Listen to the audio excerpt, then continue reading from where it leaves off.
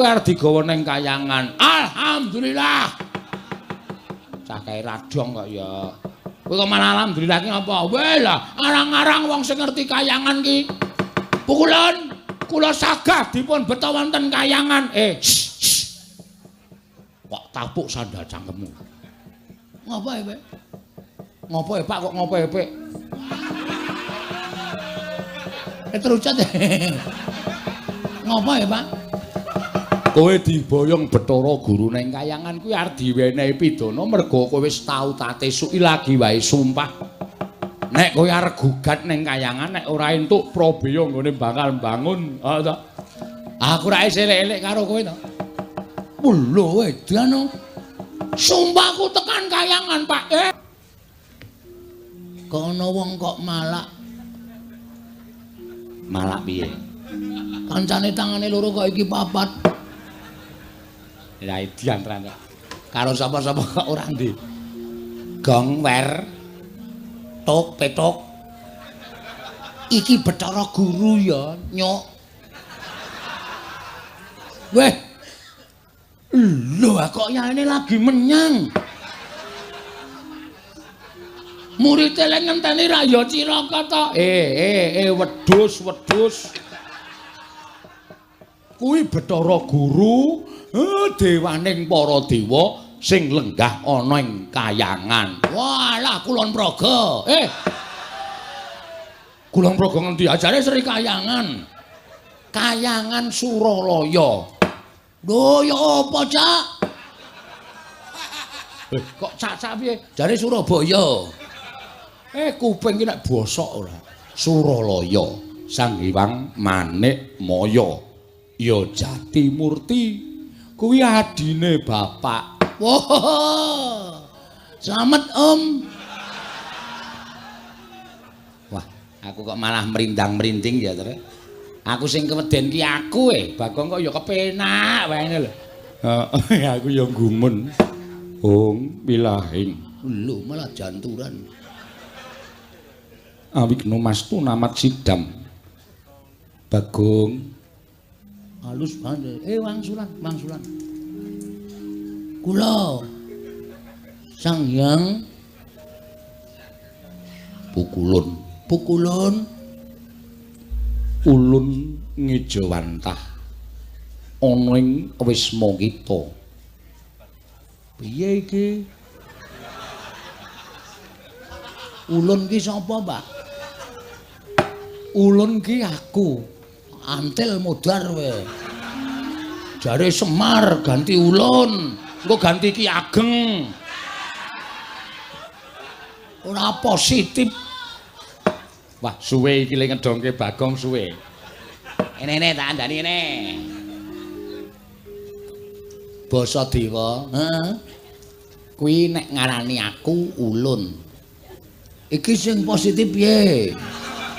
Ulune iki apa kowe? Aku ki Ulun, kowe kita dengkulmu mlocot. Aku wis terkenal Ki Lurah Bagong ganti Ki Lurah kita. Luweh ora omongan. Bagong, dalem Ulun kuwi aku. Telu saiki. Ki Ulun. Kita kuwi kowe. Ora masalah, aku kita dhewe ora masalah kok. Dibot telu ya ora masalah. Pak, kowe wae sing ngendika, Pak, nek Bagong ora rampung-rampung. Kakang Semar. Apa Guru? Kula ingkang sowan, Kakang. Iya. Slamet tekamu. Basa mil. Karo dewa kok ora basa. Iki adine Semar, Gong. Ayo aku mau nyeluk Om kok ora diwangsuli. Kowe aja nyeluk Om. Kuwi iki guru adikku. Slamet tekamu, Guru. Pangestunipun Kakang Semar. Niring sambikala. Kula ngaturaken bekti, Kakang. Ya tak tampa. Bekti kula pukulun. Dari Bathara Guru kok pukulun. Bathara pukulun apa Bathara Guru? Ya nala gareng ulun tampa. Pangestu ulun kebat kita tampani. Wah, kitane tambah siji. Reng. Ngapa? Kowe raku grup kita. Ya, sakarepmu, sakarepmu. Kula ngaturaken bekti kula kunjuk Pukulun. Iya, Petruk Ulun Tampa. Pangestu ulun tampanana kebat kita tampani. Telu saiki.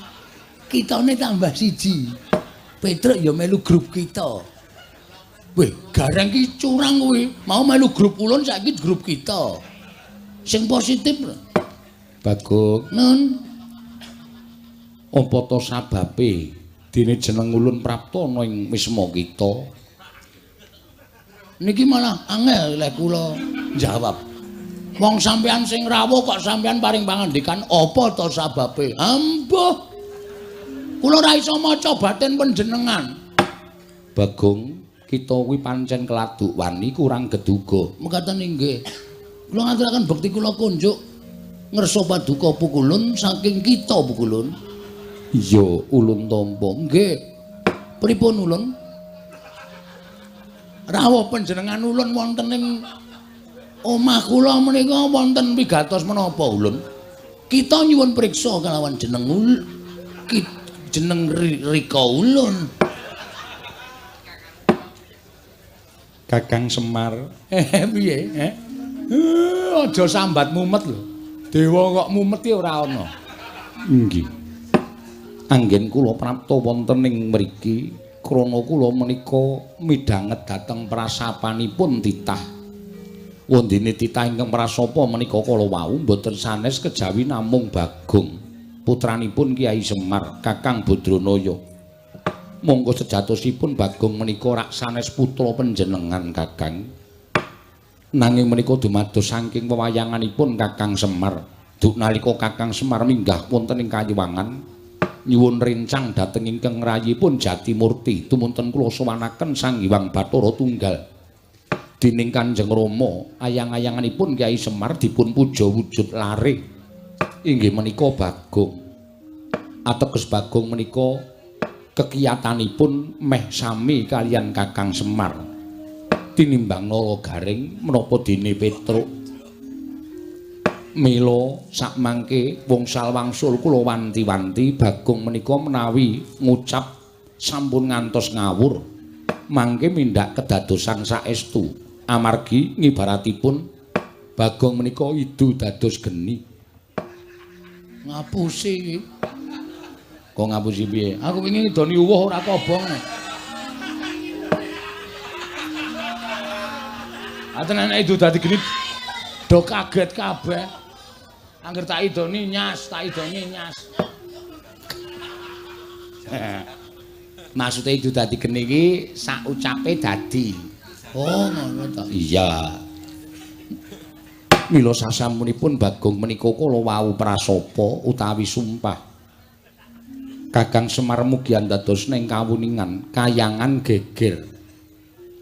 Kathah sangganing para dewa dewi ingkang boten kiyat nampi sumpahipun Bagong sami kepelajar nungsang puyang ninggal dhateng kayiwanganipun klebet Suralaya horeg rungkat bali martiyu kundha. Nalika semanten tumuli kula nidhi priksa dhateng kawontenanipun jagat jebul Bagong ingkang ndawahaken prasapa. Ing mekaten Kakang kula nuwun sewu. Boten ateges kula wantun dhateng Kakang Badranaya, namung Kakang kedahipun nglenggana dhateng kalepatanipun Bagong. Mila dinten sakmangke kula piyambak mboten utusan dhateng sinten-sinten, namung ingkang rayipun Jatimurti piyambak ingkang badhe amethuk dhateng pun Panakawan Bagong. Sakmangke kedah nampi pidana saking kadewatan krana sampun wantun damel geger kayiwangan satemah rengat bali martiyu kundha manik Kakang Semar.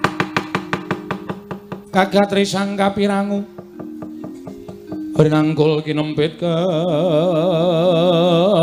kempit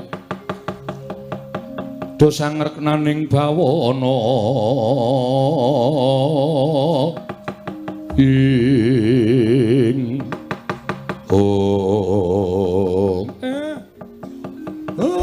pancen aku nglenggana lupute anakku pancen wis pancen disengaja. Mula guru mbok ya aku wene ana. Wene ana pangapura. Ora Bagong sing njaluk pangapura ning bapakne Bagong sing njalukke pangapura karo Bathara Guru. Supaya anakku Bagong aja nganti diboyong eneng kayangan. Aja nganti diwenehi pidana merga nggone wis keladuk wani nibakake sumpah. Aja ya Guru ene ana pangapura. Ngopo to, Pak? Aku arep dijak nang ndi ya, Pak? Kowe arep digawa ning kayangan. Alhamdulillah. Cah kae radong kok ya. Kowe kok malah alhamdulillah ki apa? Weh lah, arang-arang wong sing ngerti kayangan ki. Pukulan kula sagah dipun beta wonten kayangan. Kok tapuk sandal cangkemmu. Ngapa ya, Pak? Ngapa ya, Pak? Kok ngapa ya, Pak? Terucat. Ngapa ya, Pak? Kowe diboyong Bathara Guru ning kayangan kuwi arep diwenehi pidana merga kowe wis tau tatesuki lagi wae sumpah. Nek kowe arep gugat ning kayangan nek ora entuk Prabeya nggone bakal bangun. Aku ra elek-elek karo kowe to. Lho edan. Sumpahku tekan kayangan, Pak. Nyatane dewaning dewa mudhun ning kene kok.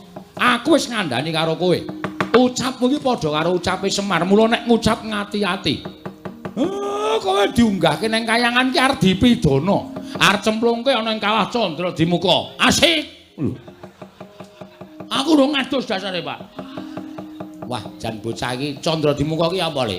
Candra Dimuka ya apa? Candra Dimuka ki neraka. Waduh. Ngapa salahku? Kowe sumpah kuwi mau. Ameng sumpah kok. Mesa sumpahe Bagong kok gawe geger kayangan. Bagong, pripun? Mula gelem ora gelem kowe kudu tak boyong eneng kayangan. Dina samengko kanggo nglunasi apa kang dadi utangmu. Kanggo ngapokake aja nganti sira wani ngucap ingkang sak kepenake dhewe. Weh, lah ya moh. Yen kita ora gelem, kita bakal ulun ruda paripeksa. Jalaran prapta ulunana ing wismamu wis nganti sak kathahing para Durandara, para Jawata ing bakal ngruda peksa kelawan kowe Bagong. Mula wektu dina iki Kakang Semar kula nyuwuni dipalila dhateng jengandika Kakang Semar Bagong badhe kula boyong. Mangke kados pundi kawontenanipun Bagong menika wonten purba wasesanipun ingkang rayipun Manikmaya. Kosek. Adile wong luput ki njaluk ngapura. Mongko sing njaluk ngapura ora anakku. Sing makili bapakne njaluk ngapura ewadene adreng nggonmu kepengin boyong karo Bagong. Saiki ngene wae. Gandeng aku lek ku njaluk ngapura karo kowe, kowe ora wangsulan mbok tampa apa ora, aku tak nanteng karo anakku. Bagong, pripun, Pak? Nek kowe digawa Bathara Guru ning kayangan sago apa ora? Sago.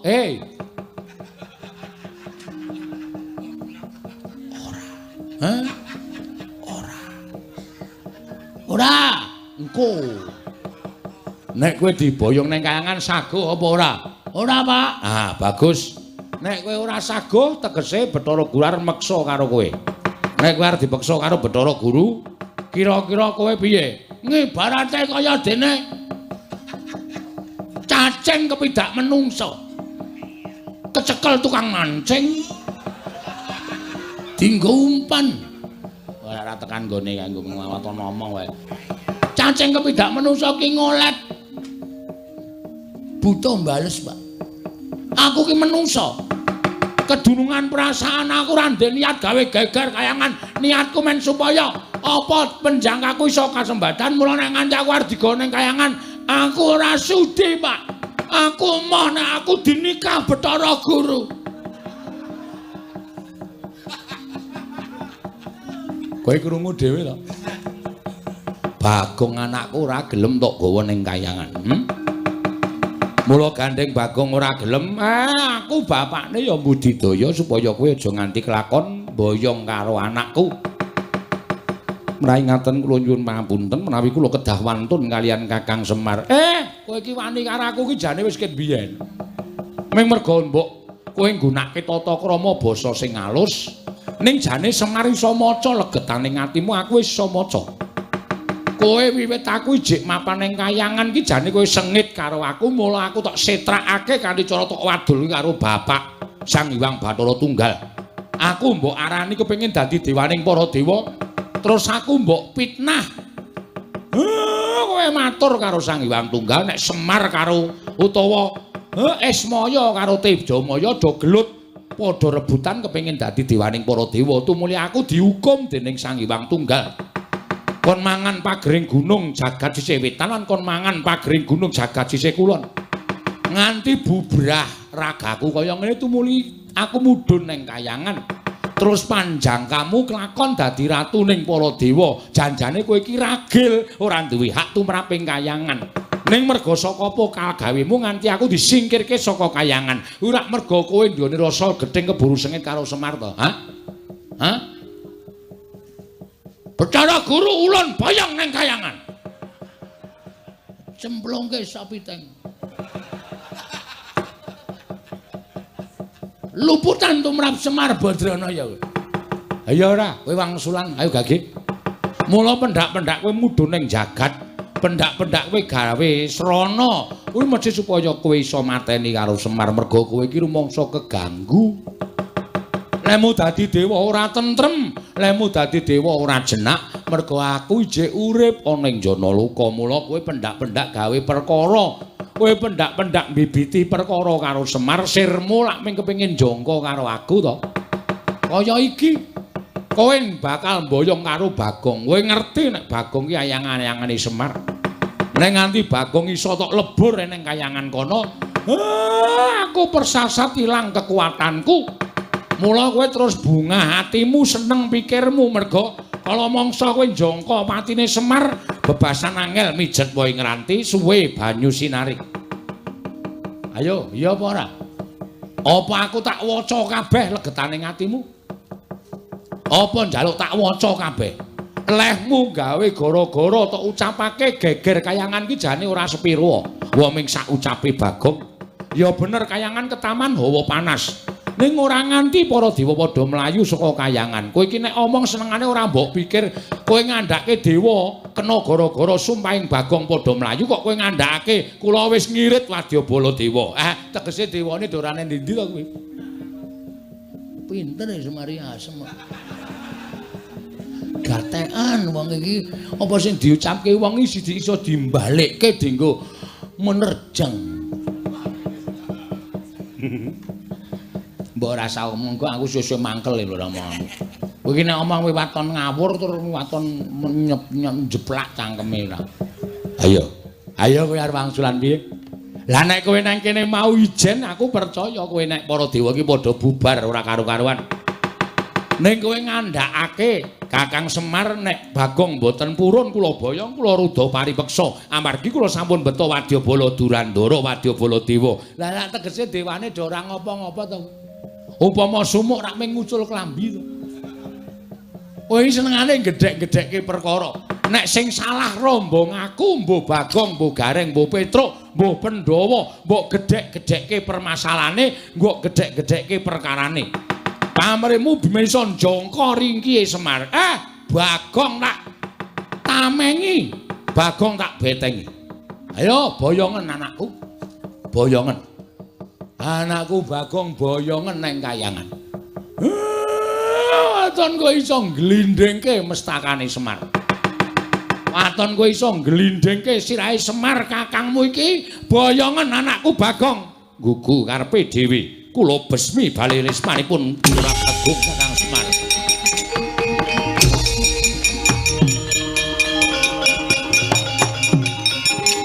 Matur nuwun, Pak.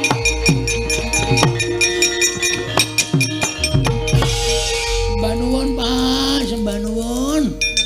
Nek mboten wonten Bapak, dados napa kula? Matur nuwun nggih, Pak. Rai. Salahe ra wangsulan. Aku wis ben nek ora tak ngenekke ndak ora jarak perkara. Wong sing jarak perkara Bathara Guru iki perkarane titah kok senengane medhun melu-melu. Malah niki anu, Pak. Bebasan napa jenenge? Apa terus jenenge terus? Apa? Lho apa jenenge? Peribahasa lho. Peribahasa apa to? Sambil menyelam minum susu. Nah, Minum air. Sambil menyelam minum air. Heeh. Tegese ngene, Pak. Bacara guru nek iso kalah jaluki Probaya nggo mbangun desa. Ngoten, Pak. Setuju ta, Pak? Kowe iki pikiranmu kok mung arep ngerampok wae. Lho, ayo dilahirke iki didadekke copet. Dadekke copet dong. Wis kok gampang nek Bathara Guru engko kalah karo aku, tak jaluki Probayane aja kuwatir. Asik. Lakon minggu ngarep aku gotong royong. Ngecor dalan. Ngarep omahku tak gawe kandele 20 cm. Dalan liyane tak gawe 5 cm. Ora jenenge wis urek to kowe kaya ngono kuwi jenenge kowe iki apa jenenge mulyake awakmu dhewe. Nduk liyane gampang jeglong nggonakmu ora apik kaya ngono. Bagong wis nek ngono kowe ora usah melu-melu.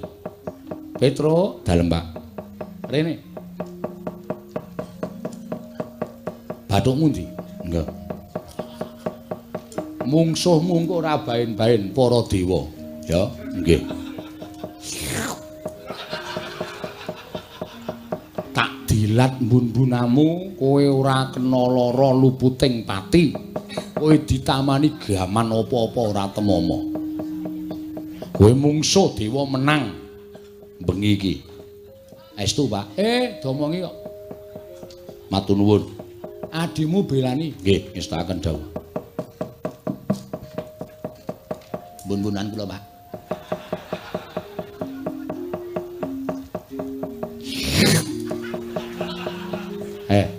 Wah maknyes.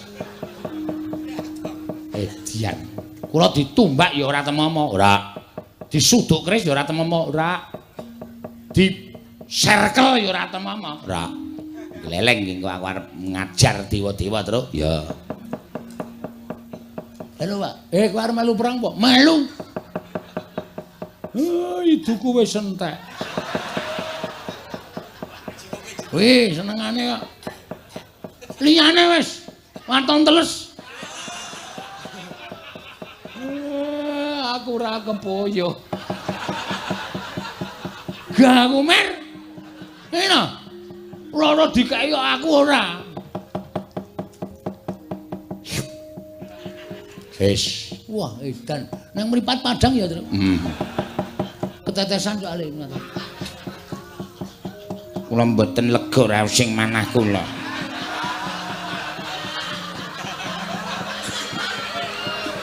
Menawi mboten belani iki Lurah Bagong. Bapak Marasepuh kula nyuwun dipun dilat. Supados kula digdaya. Bagong piye iki? Ora apa-apa, Pak. Yakin? Iki anakmu apa? Iki ki anakmu padha karo kulit dagingmu. Kowe engko ndak duwe panyokro bawa sing ora-ora karo aku. Iki sing njaluk bojomu lho. Ora masalah, men bojoku gleleng. Ngombok menawa melu perang ya nem. Nggih. Monggo ki Lurah Semar kula aturi ndilat dhateng kula. Bagong piye, Bagong? Waduh piye ya? Nun Bathuk. Oh nggih. Lali kula. Nyun pangapunten Bapak Semar ngen bathuk. Nah, ngono bungkuk ora.